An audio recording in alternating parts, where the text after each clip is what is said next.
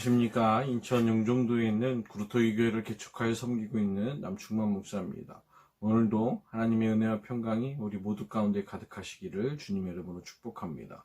오늘 우리에게 주어지는 하나님 말씀은 창세기 4장 18절에서부터 24절까지 말씀입니다. 그 중에 23절부터 24절까지 말씀을 함께 보겠습니다. 람에게 아내들에게 이르되 아다와 실라여 내 목소리를 들으라. 람에게 아내들이여 내 말을 들으라. 나의 상처로 말미암아 내가 사람을 죽였고 나의 상함으로 말미암아 소년을 죽였도다. 가인을 위하여는 벌이 7배일진데 라멕을 위하여는 벌이 77배이로다 하였더라. 아멘. 우리가 지난 시간에는 하나님 앞을 떠난 가인의 삶이 어때하였는지, 자기의 어떠한 삶을 위하여 성을 쌓고 또 자기의 자녀들을 사랑하는 마음으로 그 성의 이름을 지으면서 하나님 앞에서 완전히 떠난 사람들의 삶의 모습을 가인이 극명하게 보여주고 있다라고 하는 이야기들을 나누었습니다. 오늘은 그 이후에 이 가인의 후손들이 어떠한 삶을 살았고 그 삶들을 통하여서 우리가 하나님 앞에 어떻게 온전히 서야 할지를 우리가 함께 묵상하며 결단하는 그런 시간 되어지기를 주님의 이름으로 축복합니다. 오늘 보면은 가인이 낳은 아이의 이름은 에녹입니다. 근데 그 에녹이 이랏이라고 하는 이 사람을 낳았습니다. 이 이랏이라고 하는 이 사람의 이름의 의미는 유래를 두 가지로부터 생각해 볼 수 있습니다. 첫 번째 유래는 도망하다, 은퇴하다 등의 이라드라고 하는 단어로부터 유래되었다라고 하는 이 말입니다. 그도 이 해석도 타당한 것이 하나님으로부터 가인이 떠나게 되고 또 그의 아들이었던 에녹이 떠나게 됐을 것이고 결국엔 이라드마저도 완전히 하나님으로부터 떠나고 은퇴해버릴 만큼 하나님으로부터 완전히 떠났다라고 하는 의미가 이 이름 가운데 담겨져 있습니다. 또 두 번째 유래인 도시라고 하는 의미를 갖고 있는 이르라고 하는 이 단어로부터 유래되었다라고 하는 말도 타당해 보입니다. 무슨 말이냐면 완전히 하나님으로부터 떠났던 가인과 이 에녹이 어떠한 삶을 살았겠습니까? 마치 우리가 이제 잠시 후면은 몇 번 이제 며칠 후면은 보게 될 이 바벨탑을 쌓는 일처럼 살지 않았겠습니까? 하나님으로부터 떠나고 하나님으로부터 대적하기 시작하고 하나님과 같아지려고 하는 삶들을 살지 않았겠습니까? 그래서 자기들만의 부를 축적하게 될 것이고 잘 먹고 잘 살고자 하는 이러한 일들이 가인과 에녹의 삶 가운데 있었을 것입니다. 그러니 그러한 할아버지와 아버지의 삶들을 이어받은 이랏이라고 하는 사람의 이 삶이 어땠겠습니까? 시골적이었겠습니까? 도시적이었겠습니까? 그러니까 이 이르라고 하는 도시라고 하는 의미를 갖고 있는 이 히브리어 단어로부터 유래되었다라고 하는 말도 타당해 보입니다. 아무튼 이 이랏이라고 하는 이 사람은 굉장히 하나님으로부터 완전히 떠난 사람이고 또 하나님과 동행하지 않고 정말로 인간적인 너무나도 인본주의적이었고 너무나도 인간적인 삶을 너무나도 평안한 삶을 영위하던 사람이 이랏이었다라고 하는 것입니다. 또 이랏은 누구를 낳습니까? 무드야엘을 낳습니다.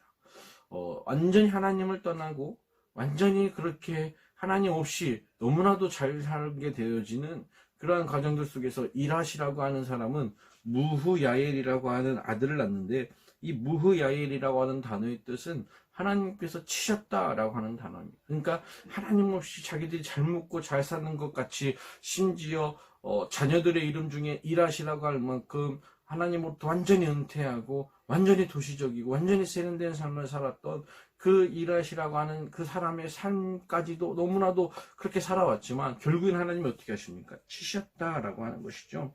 무흐야엘을 통하여서 하나님께서 이 가인의 이 가문 가운데 하나님 한번 역사하셨구나 치셨구나라고 하는 의미를 우리가 생각해 볼 수 있습니다. 그리고 무흐야엘은 누구를 낳습니까? 무드사엘을 낳습니다. 무드사엘은 하나님의 사람이라고 하는 의미를 갖습니다. 그러니까 고난 속에서 하나님의 역사들이 일어나는 것입니다. 그래서 하나님이 사람이 생기고 하나님의 그 회복이 일어나기 시작을 하는 것이죠. 그래서 무드사엘은 누구를 낳습니까? 라멕이라고 하는 사람을 낳습니다. 라멕이 오늘 이 본문의 오늘 말씀의 주인공입니다. 이 라멕이 얼마나 하나님으로부터 떠나서 정말로 너무나도 인간적인 어떻게 보면 오늘날 우리가 살아가고 있는 이 세상과 같은 삶을 살았는지를 라멕의 삶을 통해서 엿볼 수 있습니다. 그리고 우리가 하나님 없이 살고 있는 지금 현재가 얼마나 라멕의 삶과 동일한지 우리가 조금 생각해 볼 수 있는 것이죠. 19절 말씀에 보면 라멕이 두 아내를 맞이했다라고 합니다. 이거는 전적으로 가정의 타락을 의미합니다. 요즘 이혼이 너무나도 많습니다. 그리고 그러한 일들이 너무나도 당연시됩니다. 하나님께서는 아담에게 하와라고 하는 딱 한 명의 배필을 줍니다. 그런데 오늘 본문의 라멕은 아내를 두 명이나 맞이합니다. 그리고 그 중에 아다라고 하는 이 단어, 이 아내의 이름은 아름다움이라고 하는 이 의미를 갖는데 얼마나 성적으로 타락했는지를 보여주게 되는 것이죠. 그리고 뭐 아다, 실라 이런 아내들을 맞이하게 됩니다. 그리고 그 아내들을 통하여 아이들이 낳고 그 아이들이 장차 어떠한 일들이 일어나는지를 보면서 하나님이 어떻게 하나님을 떠난 라멕의 가인의 가문이 라멕의 삶이 얼마나 하나님을 떠났는지를 엿볼 수 있게 되는 것입니다. 라멕이 아달을 통하여서 아들을 낳는데 첫 번째 아들은 야발입니다. 그 야발의 이름의 야발은 장막에 거주하며 가축을 치는 자의 조상이 되었다라고 하는 겁니다. 그러니까 어떻게 되는 겁니까? 장막에 거주하면서 가축을 치게 되는 겁니다. 자기들의 이 삶들 터전을 맞이하는 거죠. 내 땅을 차지하게 되는 거 아닙니까? 내 영역을 만들어가는 거 아니겠습니까? 그리고 야다를 통하여서 또 한 명의 아들을 낳는데 이 아들의 이름이 유발입니다. 유발은 수금과 퉁소 잡는 모든 자들의 조상이라는 겁니다. 수금과 퉁소가 뭡니까? 음악과 즐거움 아니겠습니까? 그러니까 이 즐거움과 쾌락 가운데 빠져있는 그러한 이 사람들을 우리가 엿볼 수 있는 것입니다. 또 이 다른 아내였던 실라로부터는 두발가인이라고 하는 이 아들을 낳게 되는데 이 두발가인이 또 누구의 조상이 되냐면 수금과 그 구리와 새로 여러 가지 기구를 만든 자들의 조상이 된다는 겁니다. 이게 무슨 말입니까? 자기들을 지키기 시작하는 겁니다. 그리고 누군가를 해하기 시작하는 겁니다.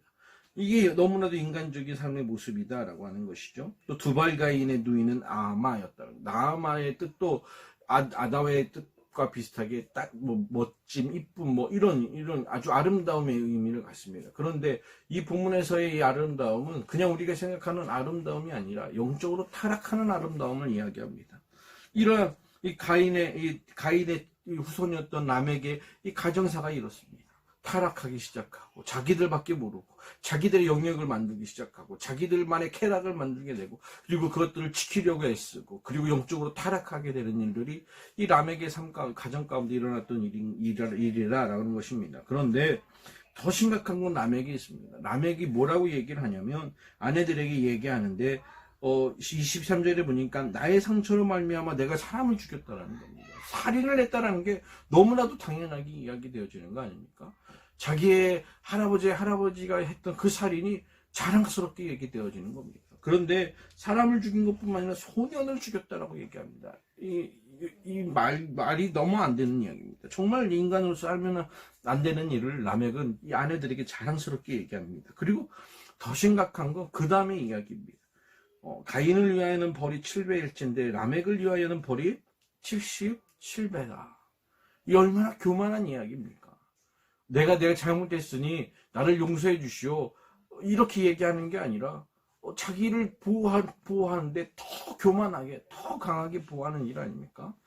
이게 오늘날 우리가 살아가고 있는 인간의 모습이지 싶습니다. 하나님을 떠난 사람들의 삶의 모습은 자기를 지키게 되고 자기의 영역을 세우게 되고 자기의 쾌락 가운데 빠지고 더 나아가서는 교만함의 극치를 넘어서게 되는 일들이 너무나도 많더라라고 하는 것입니다.